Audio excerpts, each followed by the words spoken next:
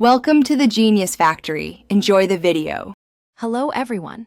In this video, I will explain how to use the Easy JTAG Box. First, connect your Easy JTAG Box to your computer with a USB cable. Next, download and install the Z3X Shell software, which is essential for managing your box. After that, install all required drivers from the Z3X folder. Remember to temporarily disable your antivirus software, like Windows Defender, to prevent any installation interruptions.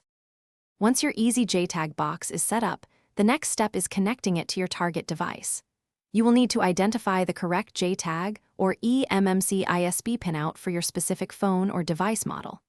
Utilize the appropriate adapter, such as a 1-bit or 4-bit ISP adapter or an eMMC socket. Ensure all connections are secure, whether by carefully soldering wires or using a compatible clip to prevent any damage during operations. With your device connected, launch the Easy JTAG software, such as the Classic Tool or eMMC Plus. Within the software interface, select the correct device manufacturer and model from the extensive list. You will also need to specify the memory chip type. From there, you can perform various operations like reading user data, writing new firmware, erasing partitions, or repairing a dead boot, bringing your device back to life. The Easy JTAG box offers advanced features, including UFS memory support and comprehensive eMMC partition management, allowing for detailed control over device memory.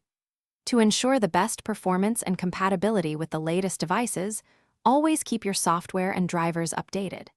If you encounter any issues, refer to the extensive knowledge base or community support forums for troubleshooting tips and solutions to common error messages.